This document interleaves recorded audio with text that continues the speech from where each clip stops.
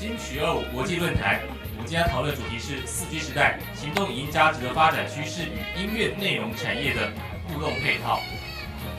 一开始，容我为各位介绍我们今天国际论坛的引言人，也是这一次金曲奖主办单位文化部影视及流行音乐产业局的局长张崇仁张局长。欢迎张局长，请掌声鼓励。今天由张局长来帮我们担任非常重要引言人的工作。那我们今天与会有4位的来宾会跟我们分享他们专业领域的一些经验谈，还有心得。首先为各位介绍的是中华电信行动通信分公司总经理林国峰总经理。总经理，请后座。那接下来为各位介绍的是滚石音乐集团总经理段中涵总经理，欢迎总经理。我们今天有2位来自韩国的嘉宾啊，我为各位做个介绍。首先介绍的是韩国日报集团旗下的 Hankoki.com 娱乐版的主编 Mr. Kim Song Han。Welcome。接下来为各位介绍的是韩国官方 NIPA 数位内容及科技应用组的副总监金敏世先生，欢迎。接下来就有请我们的引言人张崇仁局长为我们主持这一场国际论坛。张局长有请。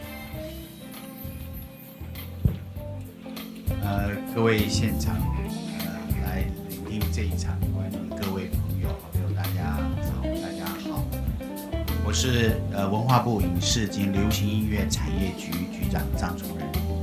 在这一场这个论坛里面，我们邀请这4位来讨论这个题目。我想大家对这个题目的看法跟关心呢，也是我们今天要大家一起来分享经验。我想行动影音价值的发展趋势与音乐内容产业的互动配套，题目是蛮长的，但对不起，请问这音乐是不是可以放小声一些？约莫在3、4个礼拜之前，我们有了4G，但是4G到来，我想除了电信的营运商非常的这个想要将将这个新的一个服务呢，能够普遍化、普及化，让各行各业各方都能够享用。但是就产业发展来讲，我们怎么样去应用这一个新的技术，同时对于这产业的发展，怎么样能够顺利的转型？所以今天我们请教这四位呢，就从他个别自己的经验或他现在的工作的领域里面，可以提供一些宝贵的意见。那么，我想今天这4位刚才主持人以及分别介绍，尤其从韩国来的这2位呢，一位是韩国内容，他现在目前的正式职称呢是韩国情报通信产业振兴院，他负责的数位内容组。金文世先生，他对于这一个产业的了解，我想我们知道4G 在韩国已经推动出来2年半以上。那这2年半以来，他在这个技术发展过程中，提供给产业，当然包括流行音乐，他们的经验是如何？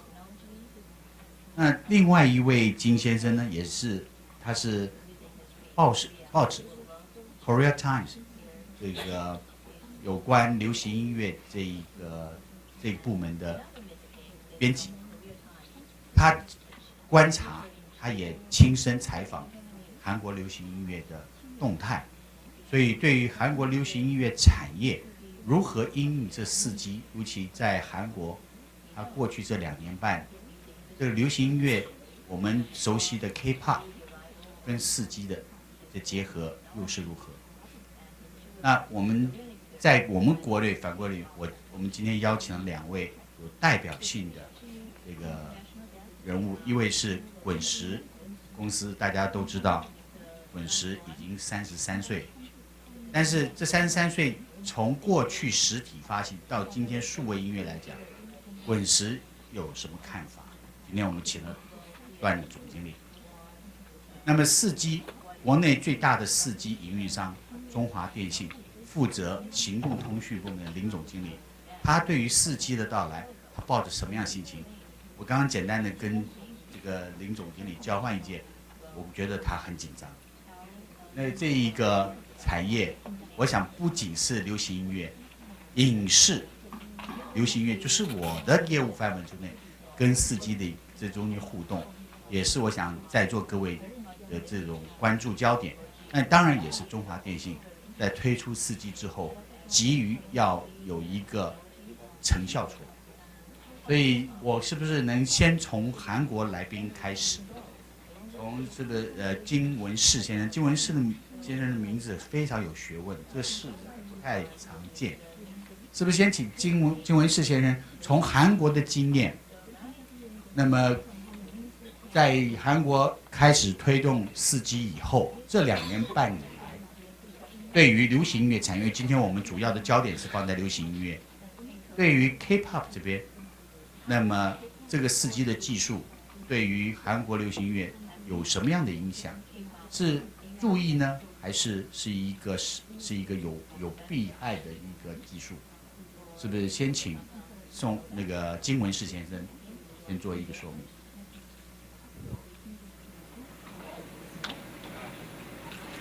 안녕하세요. 예, 방금 소개받은 김민석입니다.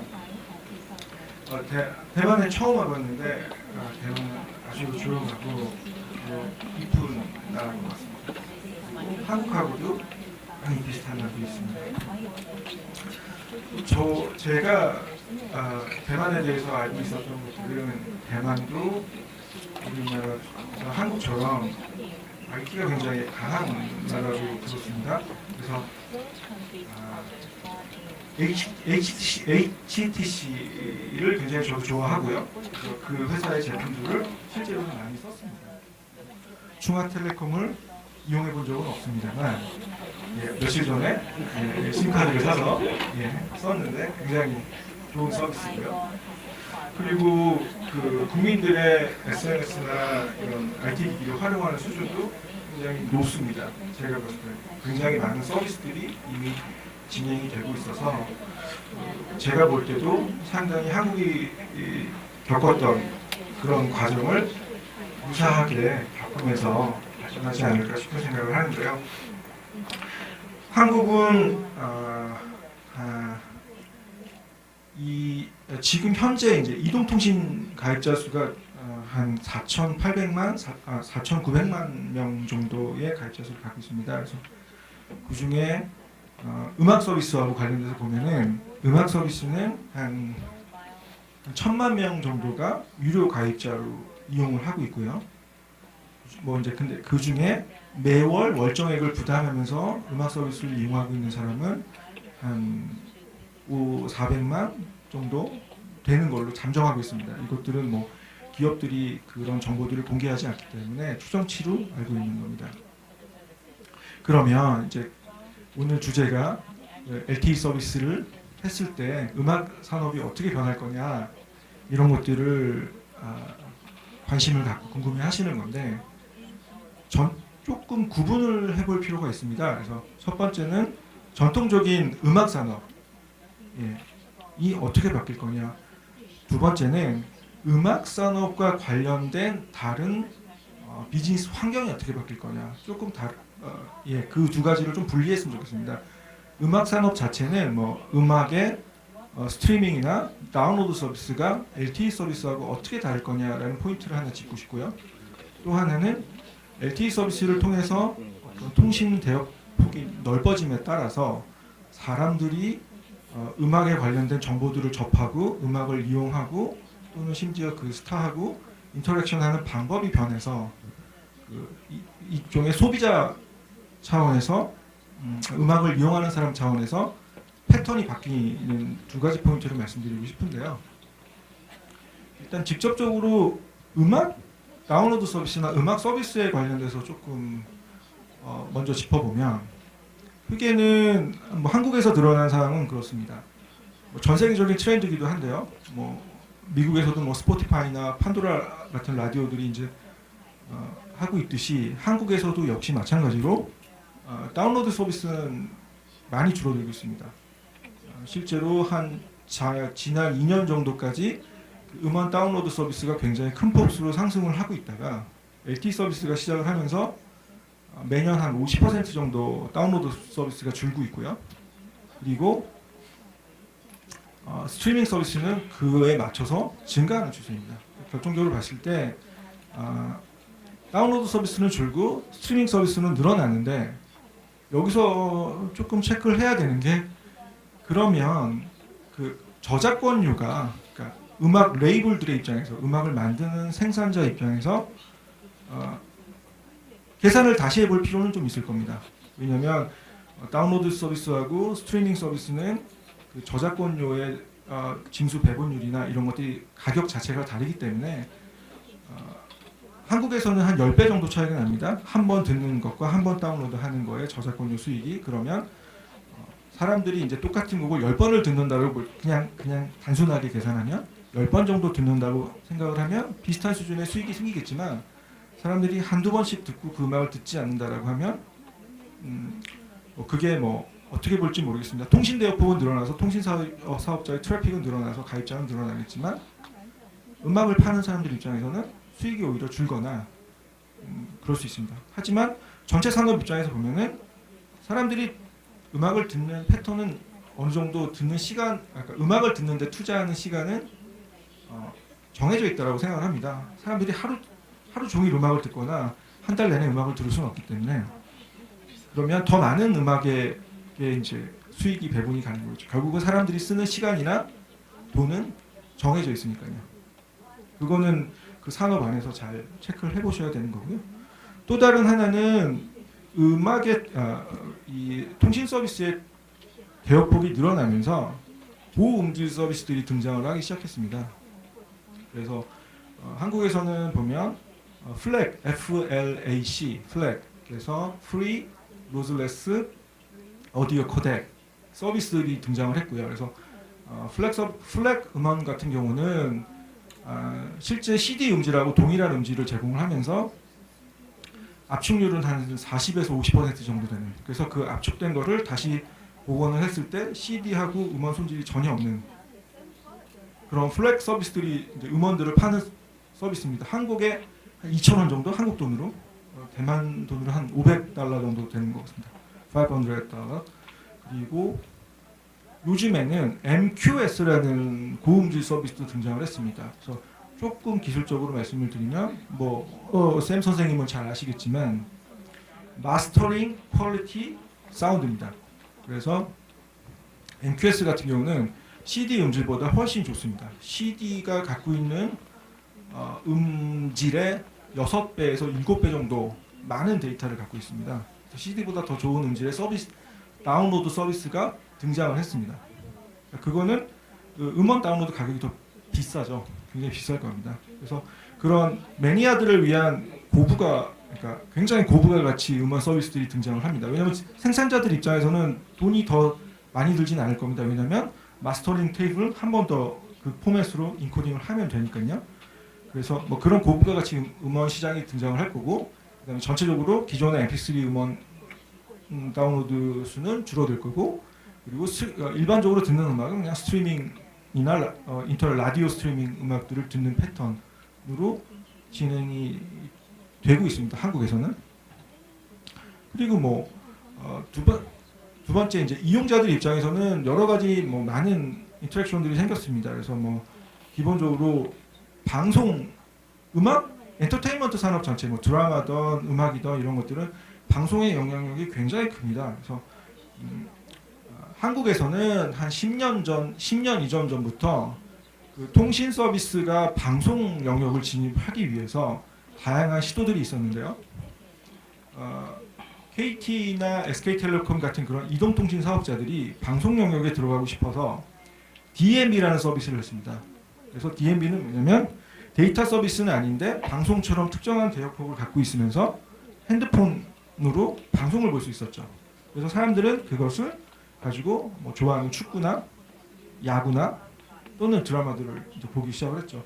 근데 이 DMB는 대부분의 이제 한국 제조사 폰들에서 그 칩셋이 들어가서 한국 사람들은 봤는데 실패했습니다. 사람들은 방송을 보는 걸 좋아했던 거죠. 이팁 요거에서 보는 거는 이동 시간 뭐 지하철이나 버스 안에서 20분 또는 10분 단위의 클립으로 영상들을 보기를 원했기 때문에 실패했었는데 LTE 서비스가 등장하면서 조금 패턴이 바뀌었습니다. 사람들이 영상물을 데이터 통신으로 보기 시작을 한 거죠. 굉장히 빠릅니다. LTE는. 그래서 한국에서 하고 있는 LTE는 약간 좀 더 진보되어 있는 형태의 LTE를 사용하고 있는데 속도가 좀 몇 배 정도 빠릅니다. 기존의 LTE보다. 그래서 모든 사람들이 웬만한 야구나 월드컵 경기를 데이터 통신으로 보기 시작을 한 거죠. 이것은 그 컨텐츠 업계나 통신사에게 양쪽에게 굉장히 큰 의미를 갖고 있습니다. 방송사 입장에서는 굉장히 위협적일 수 있는 거죠. 왜냐하면 기존의 매체, 전통적인 미디어가 통신 서비스를 이용을 한다는 거니까요. 실제로 DMB 말고도 한국에서는 그 통신사들이 방송 시장으로 진입을 하기 위해서 IPTV 서비스도 많이 시도를 했습니다만 아직까지는 영향력이 방송 서비스 못지 않은 거거든요. 그래서 그 추이를 봤을 때 대만 쪽에서도 같은 한국의 상황들을 잘 보셔서 콘텐츠 업계와 통신사가 잘 이익을 잘 공유하고 쉐어할 수 있도록 합리적인 방안을 찾아서 대안들을 마련하셨으면 좋겠습니다. 이상입니다. 谢谢金敏世先生。我想这个第一轮，我们先从金敏世先生从韩国的经验，韩国它在实施推出4G 之后，那么对于产业的一般性的一个发展影响。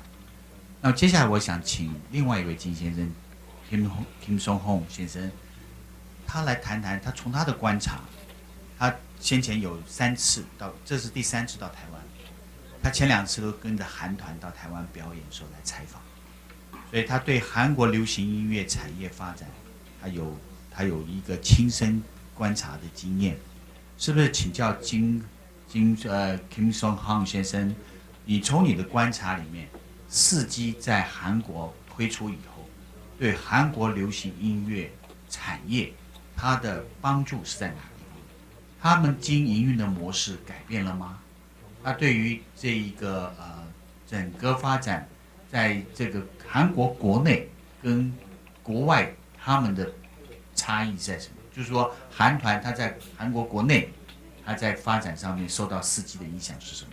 当然，到国外去，它是另外一个表演的模式，是不是？请金先生能够分享一下你的经验。 예, 김성환이라고 합니다. 올해로 한 10년 이상 기자 생활을 했고요. 대만에는 올해 3번째 찾아오게 됐습니다. 2번은 한국 가수들의 이제 대만 공연을 취재하고자 왔었고요. 가장 처음 왔을 때는 2004년도 대장금이라는 드라마 열기를 취재하기 위해서 찾아왔던 기억이 있습니다. 지금 근데 제가 3번째 왔지만 이 공원은 처음 와봤는데요. 100년이 됐다고, 이 자리가 100년이 됐고 이것을 잘 현대식으로 개조해서 문화 공연 그리고 여러 가지 전시를 하는 것을 보고, 한국에서는 불과 몇 년 전부터 이제 예전 건축물을 현대식으로 개조하는 그런 분위기들이 많이 생겼습니다. 그래서 예전부터 대만에서는 예전부터 문화를 많이 사랑하고 그리고 옛 것과 요즘 것들을 잘 섞어서 하는 것들을 보고 되게 깊은 인상을 많이 받았고요.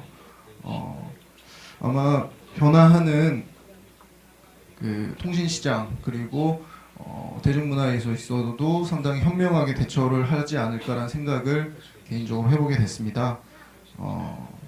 일단 제가 먼저 말씀드릴 것은 아까 옆에서 이제 김 선생님께서 말씀해 주셨는데 그 부분에 대해서 LTE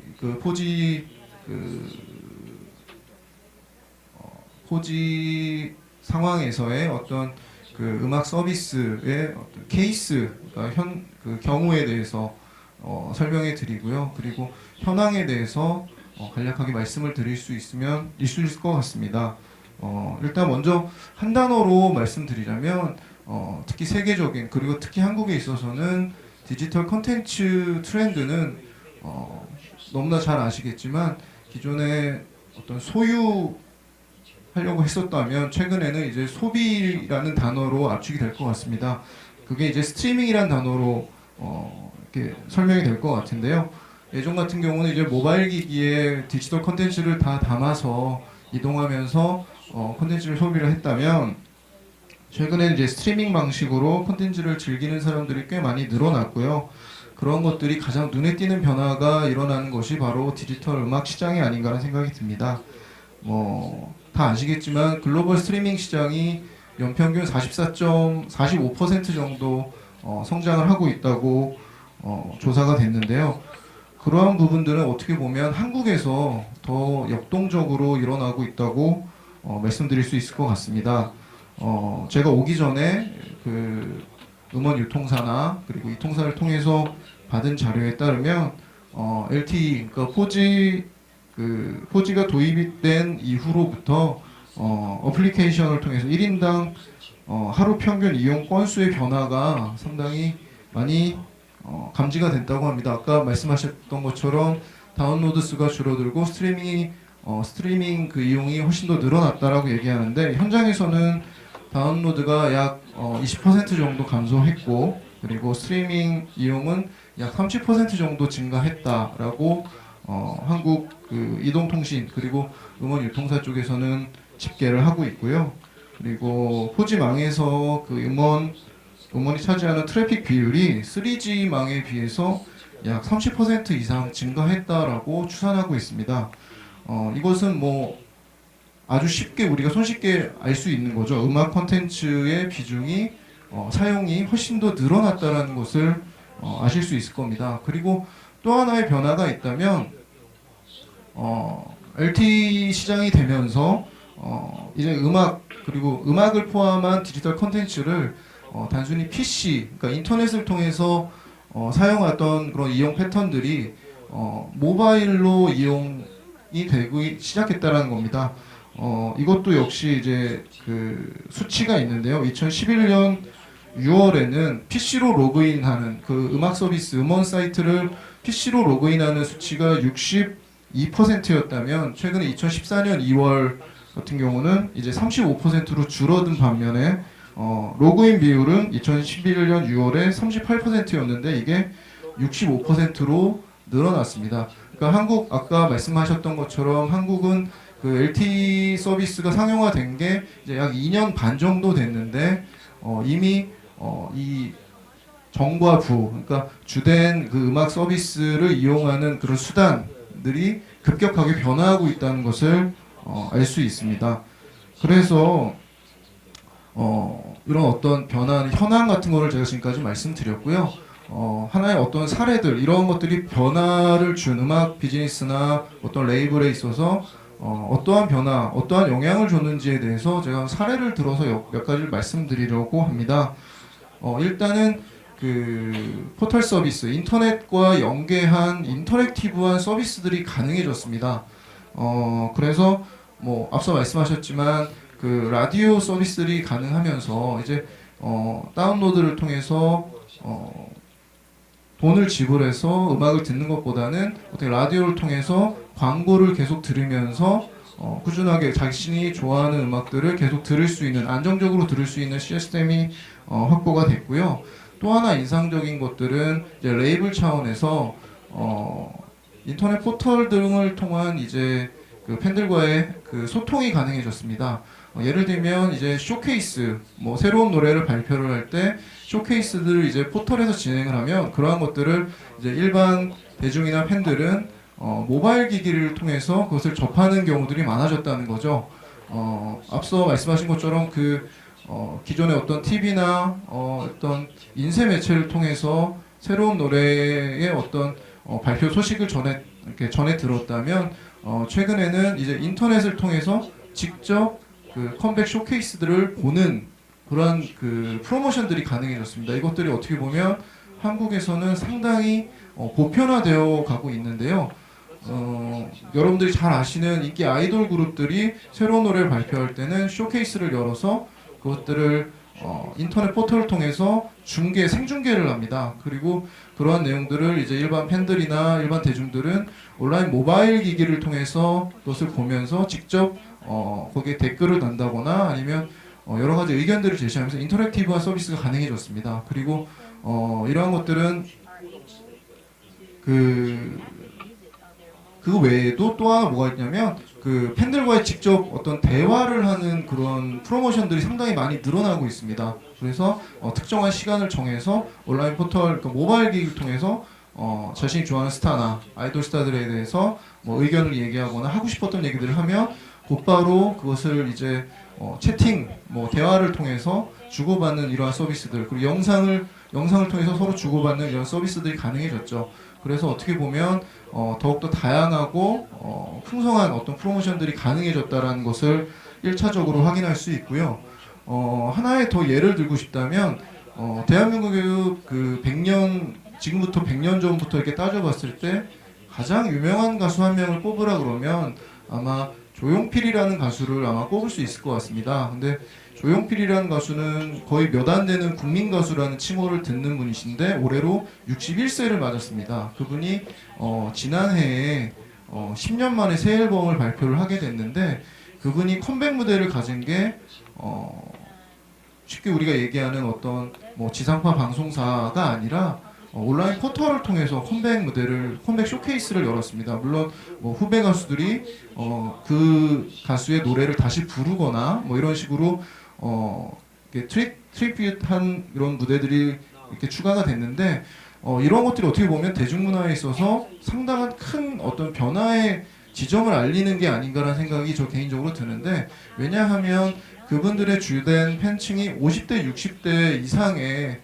중장년층이 그 가수를 좋아하는 주된 팬이었다면 그러한 어떤 온라인 그 쇼케이스를 통해서 모바일 기기를 통해서 이 컴백 쇼케이스가 진행이 되고 사람들에게 알려지면서 단순히 음악 비즈니스, 음악 산업의 주된 어떤 소비층이 10대에서 20대였다면 이게 40대 이상의 중장년층까지도 이 신기기, 그러니까 모바일 기기를 통해서 음악 서비스를 이용하는 것들을 가능하게 하는 촉발점이 되었지 않았나라는 생각이 들고요.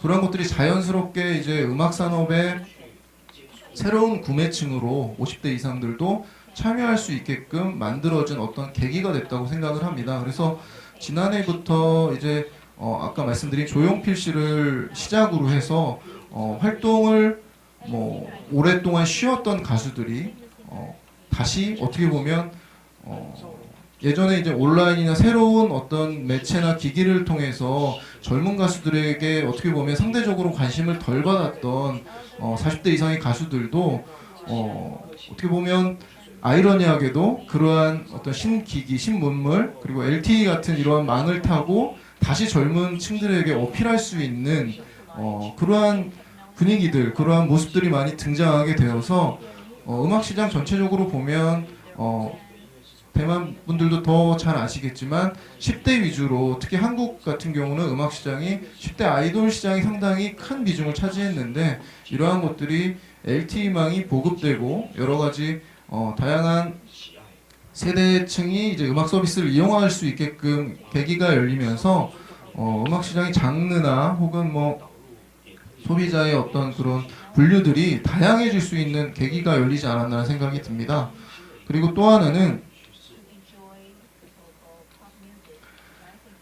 그 K-팝이 전 세계적으로 관심을 받을 수 있었던 이유 중에 하나는 바로 뮤직비디오라는 요인을 여러분들이 많이 지적을 한 것으로 알고 있습니다. 물론 한국에서도 그걸 되게 중요하게 바라보고 있고요. 얼마 전에 이제 싸이의 강남 스타일이 이제 20억 뷰 이상을 뮤직비디오가 전 세계에서 보게 됐는데 그것은 어떻게 보면 하나의 단초라고 볼 수 있습니다. 한국에서는 이제 뮤직비디오 제작 그리고 뮤직비디오뿐만 아니라 각종 그 음악을 만들어가는 어떤 프로덕션 과정에서의 그 모든 과정들을 영상으로 담아서 콘텐츠화해서 팬들과 소통하는 도구로 사용하고 있습니다. 그렇기 때문에 그런 것들이 가능할 수 있었던 것도 역시 어떻게 보면 그 통신 그 LTE 시장이 열렸기 때문에 가능하다고 내부적으로는 판단하고 있고요. 그리고 앞서 말씀하신 것처럼 고음질 서비스들도 이제 추가적으로 되면서 그런 것들이 고가 이제 헤드폰 시장까지 견인하게 되고, 그리고 그것을 듣기 위해서 고음질을 계속 추구하다 보니까 LP 시장이 다시 열려서 사람들이 이제 더욱더 음질에 대해서 관심을 많이 갖게 되면서 관련 음악 시장까지도 점차 조금씩 견인해 가는 게 아닌가라는 생각이 듭니다. 뭐 이러한 장점들이 있는 반면에 물론 저희들이 겪고 있는 어려운 부분들이 있습니다. 예를 들면 그 뭐 수익 분배에 있어서 레이블이나 기타 노래 한 곡을 아까 말씀하셨던 것처럼 뭐 다운로드를 받거나 아니면 스트리밍 서비스를 받을 때 창작자가 상대적으로 상당히 적은 비율의 금액을 돌려받는 이러한 시스템들이 꽤 오랫동안 진행이 되었기 때문에 작년부터 어떻게 보면 그 창작자의 권익을 위한, 그러니까 스트리밍 서비스나 다운로드 서비스를 받았을 때 기존 유통사나 이통사가 가져가는 어떤 수수료에 대비해서 창작자들이 가져가는 권리금이 너무나 적기 때문에 그거에 대한 어떤 분쟁의 여지가 아직도 좀 남아있는 것들이 있고요. 그런 것들이 앞으로 다운로드가 아닌 스트리밍 시장으로 넘어갔을 때 보다 더 갈등이 심화될 수 있는 부분들이 있는 것 같습니다. 그거에 대한 어떤 미리 대비하는 그러한 제도나 그런 것들이 좀 필요하지 않을까라는 생각이 들고요. 이거를 통괄적으로 얘기를 하자면 단순히 뭐 이통사나 유통사의 어떤 수수료를 좋게 가져가라 라고 얘기하는 것보단 전반적으로 음악 생태계가 자리를 잡아야 된다는 생각이 듭니다. 그래서 말씀하셨다시피 정부에서 제대로 된 정책을 내놓고, 그리고 창작자들이 제대로 활동할 수 있는 여건들을 만들어 놨을 때 같이 이제 공생할 수 있는 여러 가지 여건들이 이제 기술의 발전만큼 더욱더 빨리 논의돼야 되지 않나 생각이 들고요. 그래서 최근 같은 경우는 그 음악 유통사에서 자신의 어떤 그 음악 서비스 이용 행태 같은 것들을 이제 제작사나 가수들에게 공개하는 그러한 모습들이 나타났습니다. 그러니까 예를 들면 어떤 한 가수가 가수를 듣는 그 음악 서비스 이용자들의 뭐 세대나 아니면 이용하는 시간이나 그리고 좋아하는 노래의 어떤 그 사용 패턴들을 그 제작자나 가수 측에 공개를 하면서 프로모션에 활용할 수 있게끔 지원하는 그러한 그 서비스들이 나오기 시작을 했다는 거죠. 그래서 어떻게 보면 같이 서로 음악 서비스를 진행을 해서 같이 생존할 수 있는 것들을 마련해 나가는 것을 보면 이거는 이제 한국에서는 이미 많은 시간이 지나서 이제 다시 뭐 시작이 되는 건데, 대만 같은 경우는 이런 것들을 미리 좀 시작을 해서 어떤 정부나 그리고 음악 서비스업자나 아니면 창작자나 모두가 공생할 수 있는 생태계를 마련해서 그 LT 시장을 대비하는 게 어떨까라는 생각을 해보게 됐습니다. 제 의견은 여기까지입니다. 감사합니다.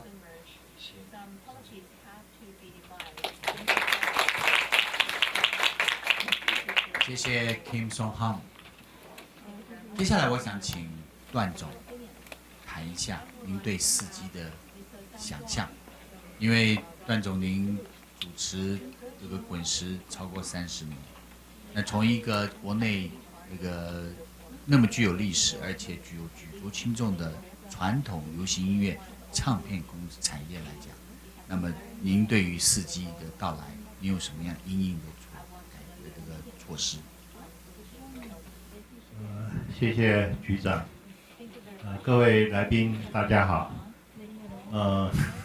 我想4G 好像是2个礼拜前才开始推出市场啊。那当然作为唱片公司音乐这个产业的经营者来讲呢，我们对于频宽对于速度，对于消费者的这个体验呢，是非常关心了所以我们相信4G对我们这个产业的帮助是会很大的刚刚那个韩国这边的报告呢，就是说他们初步估计，在韩国大概有400万个为音乐付费的这个用户那台湾的数字是怎么样呢？据我们所了解，也是这个不是非常确实的资料呢，大概可以接近100万这样子啊，所以这个相对来讲的话呢，这个台湾这边还是有很大成长的空间。那消费者的体验好呢，当然他就会愿意花钱啊，所以呢，这个目前我们感觉到这个音乐付费的这个消费的习惯跟这个数字呢，相对还是偏低啦。那这一点呢，我们觉得4G开始更普及以后，会有很大的改善啊。那回到我们唱片业，到底该怎么回应或因应呢？我想有几点跟各位报告。第一个呢，就是我们势必要去想办法产生或者生产或制作更多的视觉的内容我们过去注重的就是声音可是呢，你现在只有声音的话，你有很多的这个媒体，你就很难使用，包括 Facebook， 包括 YouTube， 你就很难用。那后来我们开始拍这个 music video， 最早那个时候是给这个 MTV 台去播或者电视上使用。可是现在呢，你在网络上、手机上也会大量的被播放。可是这样还是不够的我们内部的期望呢，就是几乎每一个艺人，你每一天都会有一则新的动态，或者是心情种种的，然后可能要搭配照片或者这个视频，能够在 Facebook 上面跟他的粉丝做沟通、做交流。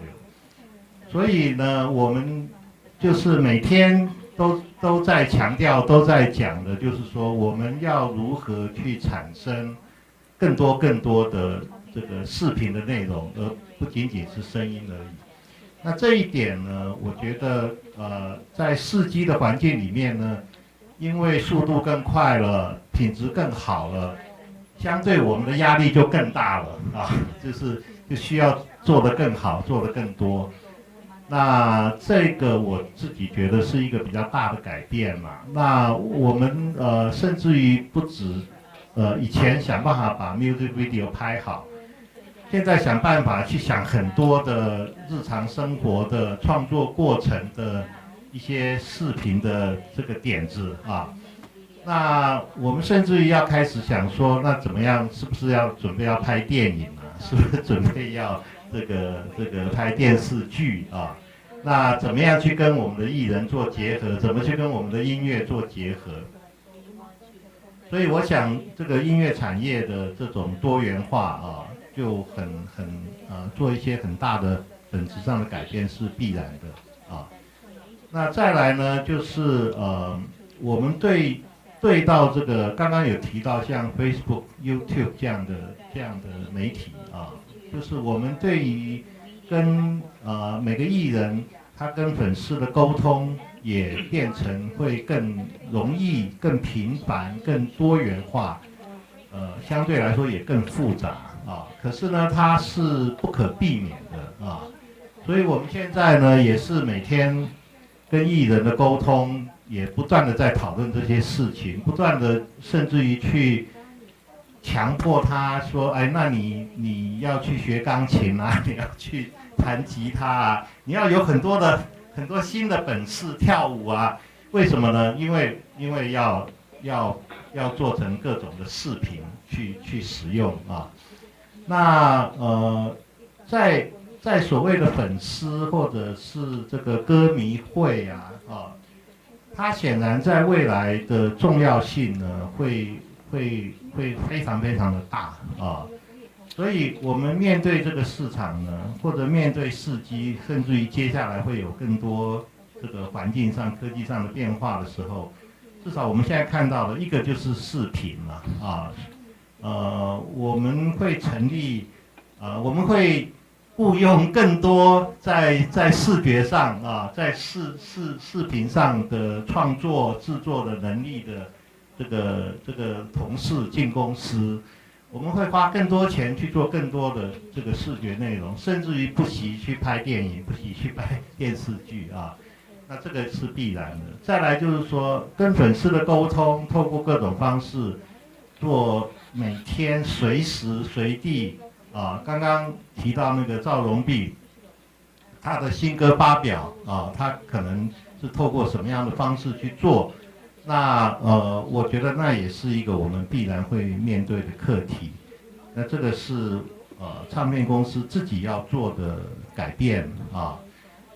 那回到，因为今天刚好这个我们中华电信啊，这个台湾最大的这个电信运营商呢，这个林总也在场了。我们就顺便也呼吁一下啊，就是说我们觉得在4G的环境里面呢，其实我们很希望是不是能够有一个国语歌曲的 YouTube 啊，因为呢我们现在的这些视频呢。当然 ，Facebook 可以承担一些这个扩散的功能嘛啊，可是呢，它显然还是没有 YouTube 方便。然后呢 ，YouTube 还是有广告的平台，甚至于它开始可以跟内容做一些收入的分享。可是呢，我们觉得这个 YouTube 的它是一个全球性的啊，所以我们国语歌曲呢。在这个上面做传播呢，还是会觉得比较没有那么被重视了啊。那面对未来的市场呢，我们也希望说，不只有一个 YouTube 在市场上，应该会有更多同类型的东西。像这种streaming 的月租费的服务，在台湾至少有 KKBOX 啊、My Music 啊、All Music 啊等等。Spotify 也进来了 ，Audio 也准备进来了，等等。我觉得这样的情况对我们内容业者、唱片业者是比较健康、比较安心的啦啊。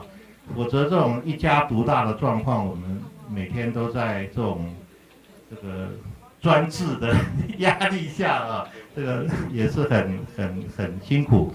所以呢，我希望说台湾几家这个电信业者，尤其中华电信的这个龙头公司呢，我们希望能够在这个4G的环境下呢，能够拿出更大的魄力啊，能够呢帮我们唱片业做更多的事情。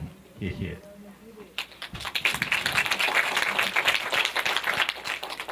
我想方才段总他听了韩国的这个经验，我想韩国它4G产业的推动之后，对于产业另外一位金先生也提出了他的观察。那同时，刚才段总直接的呼吁中华电信，那我们想听听林总经理怎么说。林总经理。果然真的是压力很大。刚才那个一开始那个张局长提到4G 开台之后，还有刚才在闲聊的时候感觉到我们这边的压力很大，确实。刚才听了那个段总的呼吁了，我觉得压力又更加一层了。不过我们这边先来谈一下了哈，4G 我们今天的题目4G跟音乐内容产业之间有什么样的连结，什么样的互动关系？会不会因为4G 带来新的产业的发展的可能？那在探讨这议题之前，刚才前面几位那个贵宾都提到那个现在4G哈，那我们先谈4G，先不谈技术。从消费者的观点来看，4G 到底带给消费者什么样子的感受？那4G 当然大家都知道，第一个它就是速度更快，它让你更快的一个那个感受。那快本身就有包含很多的意义，你在使用的时候会更流畅，就是说在听音乐、在看影视或下载或者上 Google 等等，你的使用的体验会更流畅。因为快带来流畅的感觉，所以用户的体验，我们讲 user 的 experience 啊，就会非常的好，啊，非常好的话，就用户就更习惯来使用，就做更多的一个消费，或者希望的音乐啦，啊，或者是影视的一个内容啊，快本身就是4G 一个跟3G 跟2G 一个非常根本性重要的一个差异的一个元素，啊，快带来了很多消费者体验的改变。那消费者体验改变事实上更重要的是内容的改变。内容呢，我们刚才韩国的贵宾也有提到，原来的一个用 MP3， 在3G 的话用 MP3 大概都已经可以达到不错的一个效果，可是听久了 MP3 毕竟是不是非常的不是那么不够理想。那么在往上提升呢，我们到 CD 层级的一个高音质的音乐，刚才那个金先生提到。那事实上我们在台湾或在以我所服务的公司为例，我们也是随着这个4G 的开放，我们有所谓的高音质的音乐到 CD level， 到 CD 等级的这个音乐它的编码，因为它的速度频宽够，它的编码可以用高级的编码的技术，所以我们在4G 我们就可以很容易的来体验享受 CD 等级的这个音乐。那 CD 等级音乐应该听起来就跟以前比起来就已经有高一级了，对不对？那还不够啊，还不够。那么我们也有所谓的无损音乐，刚才那个金先生有提到在更高的一个MQS， 那我们做的是是台湾我们也有配合4G 也推出这个无损音乐，比 CD 这种高音质更高的我们的这个无损音乐就是听起来感觉上就是你在对面讲话一样，没有经过这些编码解码的一个传送的一个损失就是跟原音重现的意思一样就是无损音乐。那我们随着4G 的开放，我们公司也是开放了这个无损音乐。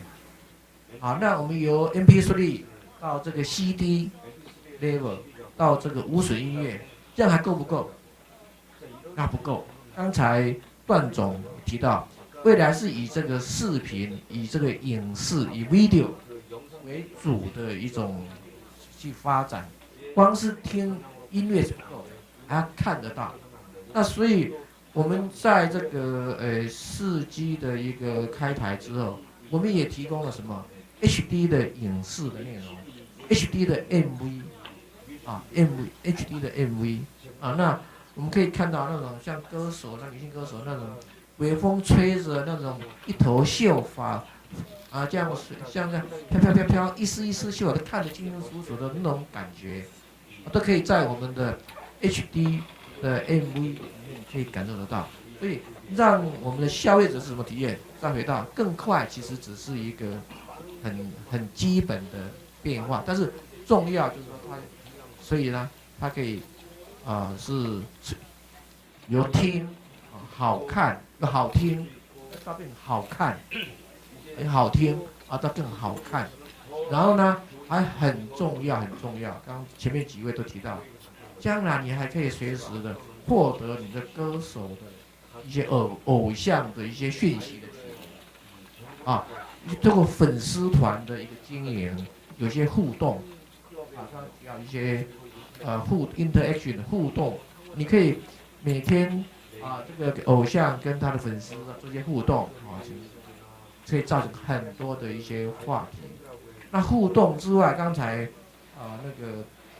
我们跟偶丝团的跟这个粉丝团的经营呢，可以透过 smartphone 就是一个非常好的载具，它透过3G 或4G 随身随时随地都可以掌握偶像的动态，最新的新歌的发表或者是一些粉丝的互动甚至还有呢一些刚才那个第一位金先生讲一些其他音乐相关产业，那很多周边产品周边的商品，可以因为有这样子的即时性、互动性，啊，可以呢在这边再发展。所以这音乐由这个听音乐到看，啊，到这个即时到参与到互动，然后那开发出相关的周边的这个产业出来。那中华电信我们在这一块，事实上从4G 开台，我们在开台之前就布局了很久。我们目前我们所提供的一些内容，我们刚刚提到说，确实是由这个好听到好看，然后至于说要跟这个偶像怎么样的互动，其实大家都已经在用现在的 Facebook 或其他的一些社群软体，都已经太发达了，这根本不是电信业者所能够控制，也无法去主导的。那么在这样的一个环境，那么段先生段总有提到，中华电信能不能还在做的一个更多来把这个音乐的产业做进一步的一个发展。那中华电信我们作为一个电信的一个业者，我们最重要，我们要把网络的基础建设做到非常普遍，品质非常好，非常稳定，这是我们首要的任务。没有这个稳定的网络，一切都免谈，这是我们最重要的任务。接下来我们往平台方向来发展，希望在我们有能力，我们也愿意说在这个做一个平台让国内和国内外的歌手的一些好的作品就可以上架来。事实上，我们中华电信除了提供通信服务之外，我们也提供 Harmony Plus Music。在这里面呢，我们也是让就是说我们的音乐产业啦，它在这里有一个本地的、本土的、很方便的，而且相对来讲算是比较便宜的一个收益也比较合理的一个对于音乐的、对创作者的一个摊分也比较更优厚的条件之下，我们在我们的平台来上架。事实上，我们做了很多年了，只是未来还有一些一些努力的一个空间。那中华电信在做的时候，也是说不能够只是说看中华电信，事实上这个产业大家要一起来努力因为整个的 Internet 的一个网络是大家是一个 open 的网络，谁有创意，谁有想法就可以来做，或找资金就可以一起来做。像 YouTube， 它跟电信，它根本不是电信。Google 它也不是电信 ，Amazon 是电信，它事实上是反而吃掉了电信行业的很多营收。他们说把电信这个乳酪给偷走，给搬走了，他们事实上是跟我们一起竞争的。那我们自己做基础网络，在网上的一些平台，我们是跟大家一起竞争的。我们跟 Google 竞争，我们跟 Amazon 竞争，我们跟 Spotify 竞争，我们跟等等竞争。事实上，竞争当中我们也有很多策略合作伙伴。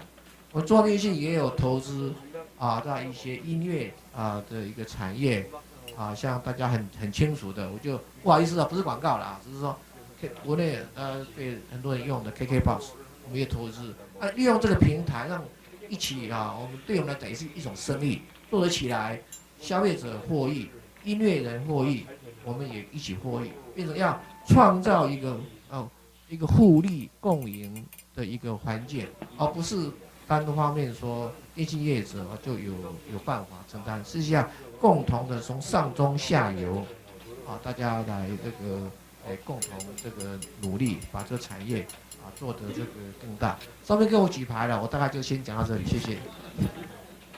非常谢谢林总。我想就4G 发展来讲，这个韩国是台湾在这方面的先进者。我想留下来的10分钟，因为方才举牌还剩10分钟，我们留下10分钟给各位提出问题。像这个今天在座的这4位，不论是在国内市场或者在韩国先进经验来讲，各位有什么样的问题，现在就请提出。好，想请教一下那个两位韩国的大哥以及我们这边，因为我们刚刚讲到就是 YouTube 的部分，因为 YouTube 很特别，它是完全免费，它的收益来自于广告的部分。那像我们目前的哈米等等，这都还是要付费的。那所以这其实是一个就是等于是一个免费的平台，然后业者用广告来收费。那不晓得说韩国这边有没有比较可以推荐给我们，像说有没有比较好的几个平台的模式，它是用就是它可能提供一些比较 lower， 就是比较低品质 MP3啊，或是免费的影像传播，然后是 free 的，它可能像 YouTube 它到了 live 的时候它就要 charge 收费。像这样子有没有几个平台是可以推荐给我们台湾是可以用这样子的商业模式，就是进行这个收费啊，然后等于大家都会平常为了免费东西上去看，那他当然因为很多人上去之后，他就有一个盈利的一个机会，有没有几个比较好的平台可以推荐给我们台湾的？这一部分是不是先请金敏世先生，给我们先给我们一点意见？ 예. 예, 되게 좋은 질문입니다. 되게 어려운 질문이네요. 아까 린 대표님 말씀하신 것처럼 기본적으로 한국 정부도 마찬가지로 컨텐츠 단독 산업으로 보고 있지 않습니다. 그래서 우리는 이거를 CDPN 전략 이렇게 얘기를 하는데 컨텐츠, 그다음에 디바이스, 그다음에 플랫폼, 네트워크 이 네 가지를 분리를 하고 있습니다. 그렇지만 이것이 하나의 유기적인 생태계로 운영이 된다라고 하는데 이 플랫폼이 한국에도 굉장히 어려운 문제입니다. 한국은 네트워크는 저희 굉장히 잘하는 나라고요.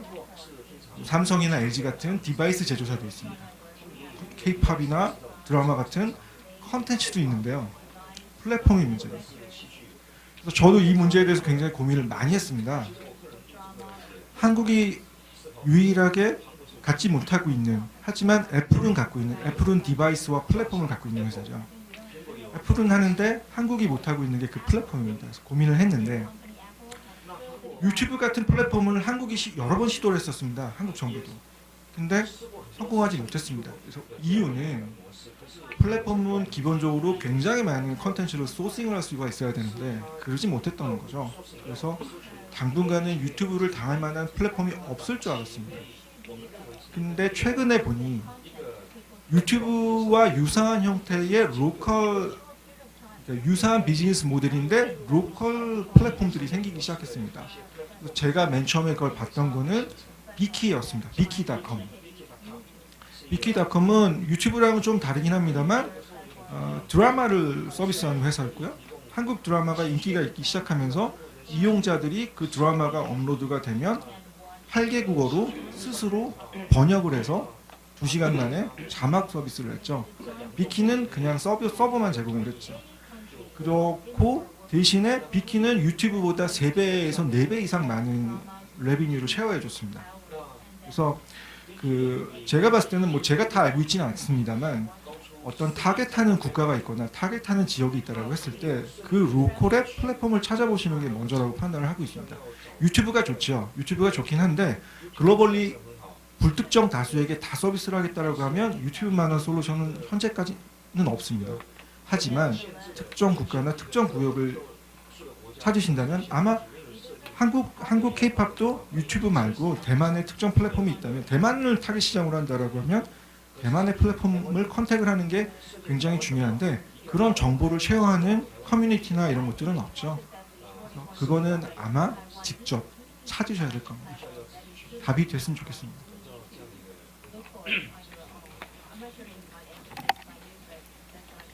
진제. 好，请。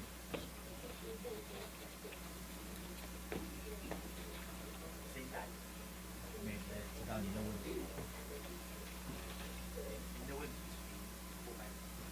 可不可以请段先把您理想中的所谓华人版的 YouTube 的那个构想讲得更清楚一点？那电信业者可能会扮演什么样的角色？谢谢。比较简单的概念呢，就是说，其实在流行音乐这个领域里啊，国语流行音乐这个领域里呢，其实台湾的历史啊，或者这些唱片公司，或者是这些艺人，或这些个内容呢，我觉得都是蛮珍贵的啊。那我当然希望能够有更多的支持，让我们在这个面对未来的竞争里面呢，能够挺得住啊。讲白的是这样。那可是呢，如果说因为刚刚已经跟各位报告过，就是说我们觉得视频是很重要。如果视频呢，在大陆以外得依赖 YouTube， 如果在内地，就像这些视频网站啊，其实台湾的生存空间，跟发展的空间，我觉得一定会被挤压了啊。大概的背景是这样。那怎么做呢？的确是困难重重。可是我是觉得，如果没有运营商像中华电信，甚或张局长在这边，我觉得文化部也要拿出魄力来啊。这个我觉得要集结我们肯定绝对配合的啊，去来想想看，总得去努力啊。或许也不一定会成功，但是不做肯定是不对的啊。做了失败了，我也觉得也还是比不做好。请各位继续提问。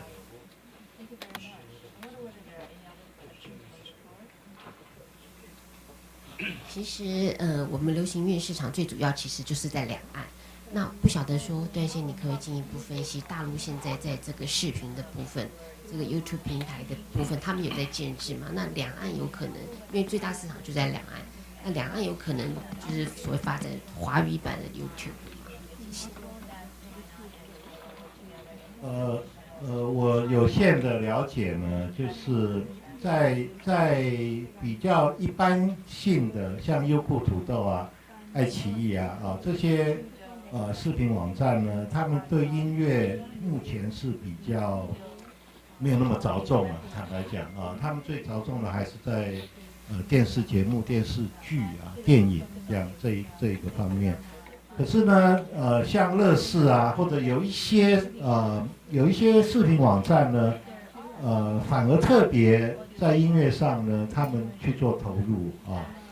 那讲到这边，我也想跟各位报告一下，就是说4G的环境里面呢，其实我们蛮希望能够看到演唱会的实况能够pay per view 啊，就是能够收取一些费用，做演唱会的实况转播，这个也是我们蛮期望。那这个事情依我了解呢，在内地就几乎所有的视频网站都在考虑怎么样能够尽快的去推动这样的一个服务跟应用。请问在座各位还有没有问题？如果没提问题，我有一个问题要请教 Kim So Hong 先生。据您过去这10年，甚至最近2年，4G 在韩国推出以后，流行音乐产业就是韩国的流行音乐 K-pop， 他们对4G 的应用，刚刚您说的大部分都是在于它使用行为，跟它使用之后，电信商的收入跟它的这个流量。那实际上对于这个表演的内容，或者是影视这个内容上面，他们有没有做一些变革，或者是做一些推出新的一些这个节目格式的改变？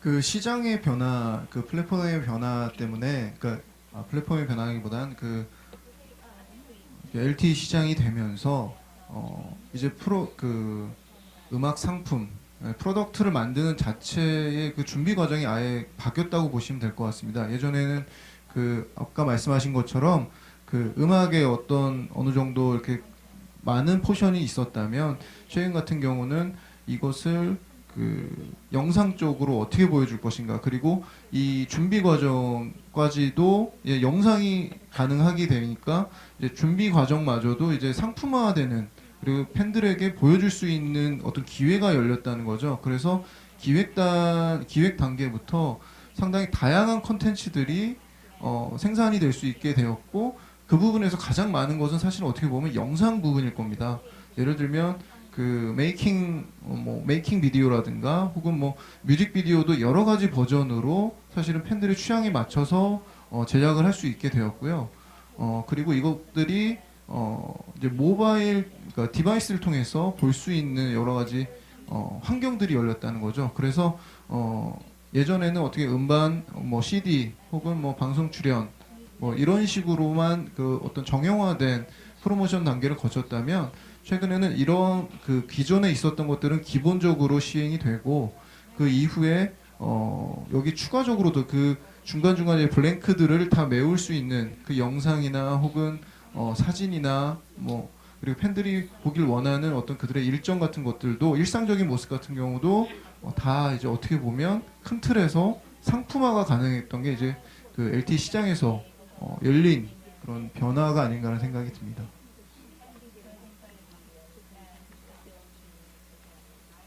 谢谢。请问各位在座还有没有问题？最后一个问题有没有？请。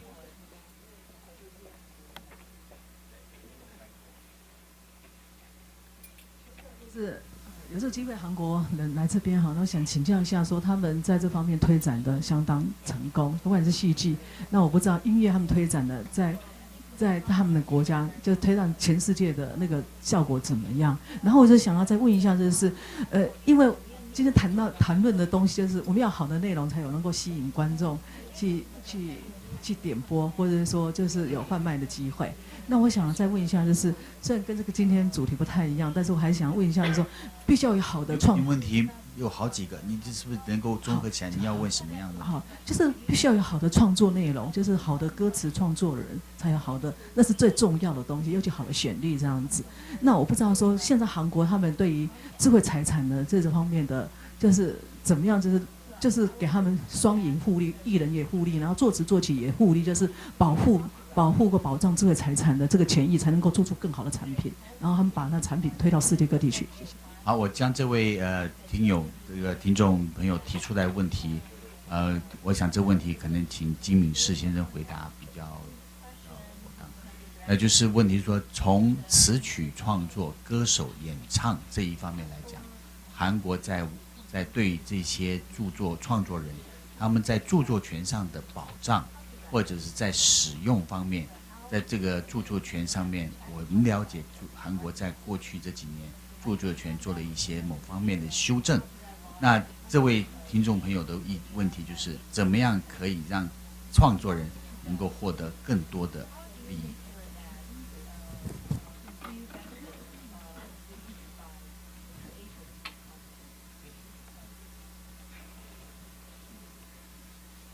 저작권은 한국도 굉장히 어려운 문제입니다. 그 저작권 문제는 그렇습니다. 그래서 그 그러니까 수익을 어떻게 배분할 거냐에 대한 문제잖아요, 기본적으로. 그래서 전에는 이게 일종의 시장이기 때문에 파워 게임이 존재를 합니다.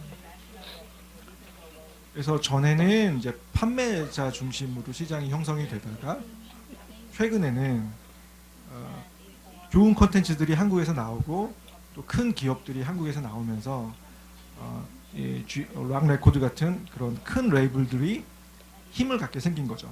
그래서 그 컨텐츠 제조사 그 음악을 만드는 회사가 음원을 공급하지 않았을 때 팔 음악이 없어지는 그런 상황이 되는, 그러니까 컨텐츠 제작사의 힘이 커지면서 그 둘 간의 힘의 균형이 이제 조금씩 바뀌기 시작을 합니다.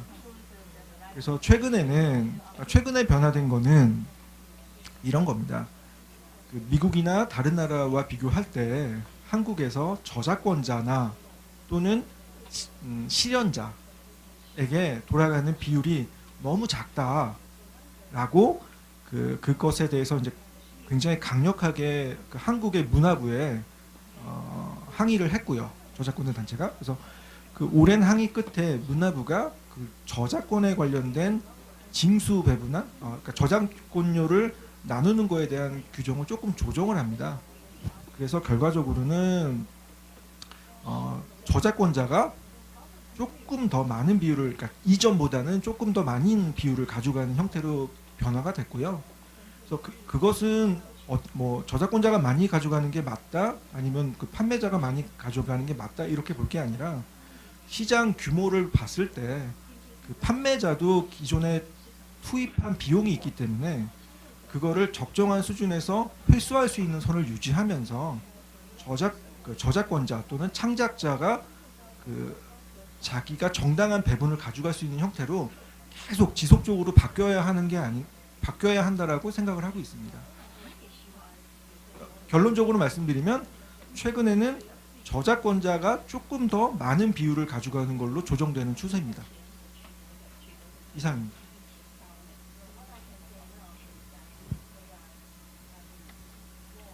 对不起，这一场我们已经超过一点时间，今天的这一场论坛就到这边结束。我们从这个论坛当中，我们也吸收了韩国在发展4G跟流行音乐产业他们的一些经验。我想我们这个尤其段总他这只领头羊，以及我们中华电信在电信商这一个最大的一个营运商的这个立场，我想我们都可以从这一场这个论坛中能够获得一些宝贵的一些知识跟一些想法。谢谢各位今天的参与，也谢谢这4位语坛人今天跟我们一起分享经验。谢谢各位。